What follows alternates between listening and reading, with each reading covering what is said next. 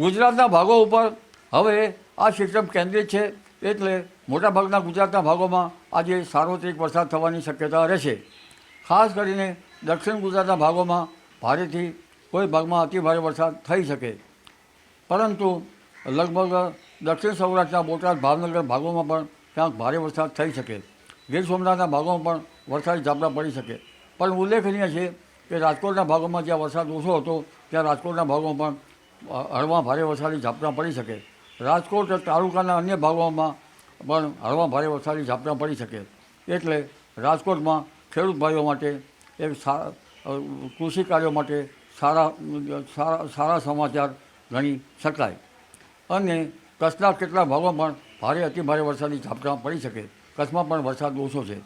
આ ઉપરાંત જામનગરના ભાગોમાં પણ હળવા ભારે વરસાદી ઝાપટા પડી શકે અને પોરબંદરના ભાગોમાં પણ વરસાદી ઝાપટા પડી શકે. દ્વારકાના ભાગોમાં પણ વરસાદી ઝાપટા પડી શકે. એટલે ગુજરાતના ઘણા ભાગોમાં હવે મેઘમહેર થવાની શક્યતા રહેશે.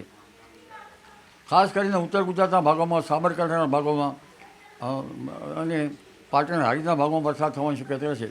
સાબરકાંઠા, અરવલ્લીના કેટલાક ભાગમાં ભારેથી અતિભારે વરસાદ થવાની શક્યતા રહેતા નાની નદીઓમાં પૂરની સ્થિતિ રહી શકે અથવા તો જળભરાવ થવાની શક્યતા રહેતા ખેડૂત ભાઈઓએ પાણીના નિકાલની વ્યવસ્થા કરવી યોગ્ય રહે. અને લગભગ આ સિસ્ટમ આજે 24 કલાક તો રહેશે જ, પરંતુ વડોદરાના ભાગોમાં પણ ભારે વરસાદ થવાની શક્યતા રહેશે. અમદાવાદ, ગાંધીનગરના ભાગોમાં પણ હળવા ભારે વરસાદી ઝાપટા આવતા લગભગ જળભરાવની સ્થિતિ રહેતા જનધને કાળજી રાખવી ઈચ્છ રહે. આ ઉપરાંત તારીખ 28 બાદ પણ વરસાદ થવાની શક્યતા રહેશે. અને આ વરસાદનું પાણી કૃષિ કાર્યો માટે સારું ગણાય છે. પરંતુ 3 ઓગસ્ટ આસપાસ સૂર્ય આશ્લેષા નક્ષત્રમાં આવશે, મોટા ફોલાનો વરસાદ થવાની શક્યતા રહેશે. આ નક્ષત્રનું પાણી, વરસાદી પાણી સારું ગણાતું નથી. અને જો આશ્લેષામાં વરસાદ શરૂ થાય તો કહેવાય છે કે આશ્લેષા ચગી તો ચગી અને ફગી તો ફગી. એટલે આશ્લેષા નક્ષત્રમાં એક વખત વરસાદ શરૂ થઈ જાય તો પછી ભારે વરસાદી ઝાપટા થતા હોય છે. 9મી ઓગસ્ટ આસપાસ પણ ભારે વરસાદ ઝાપટા પડે તો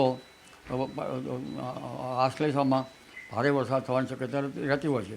આશ્લેષામાં મોટા ફોલાનો વરસાદ થવાની શક્યતા રહેતી હોય છે. પણ આશ્લેષા નક્ષત્રનું પાણી કૃષિ પાકો માટે સારું ગણાતું નથી.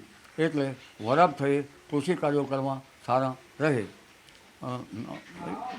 આ વખતે કેટલાક જાણ્યા અજાણ્યા બળોને કારણે આ વરસાદ સારો થઈ રહ્યો છે, પરંતુ 23° નોર્થમાં સિસ્ટમ આવતા લગભગ આ વરસાદ અત્યારે હાલ સારો પડી રહ્યો છે. પવન સાથે વરસાદ થવાની શક્યતા રહેશે. કોઈ ભાગમાં તેજ પવનની ગતિ રહેશે અને બપોર બાદ વીજળીના કડાકા ભડાકા સાથે પણ વરસાદ થવાની શક્યતા રહે. અત્યારે હાલ તો દક્ષિણ ગુજરાતના ભાગોમાં તો ભારે વરસાદની શક્યતા છે, પણ ઉત્તર ગુજરાતના કેટલાક ભાગમાં ભારેથી અતિભારે વરસાદની શક્યતા રહેશે. આ ઉપરાંત ઉત્તર સૌરાષ્ટ્રના ભાગોમાં, સુરેન્દ્રનગરના ભાગોમાં, રાજકોટના ભાગોમાં અને કચ્છના ભાગોમાં પણ ભારે તો ક્યાંક અતિભારે વરસાદી ઝાપટા પડી શકે.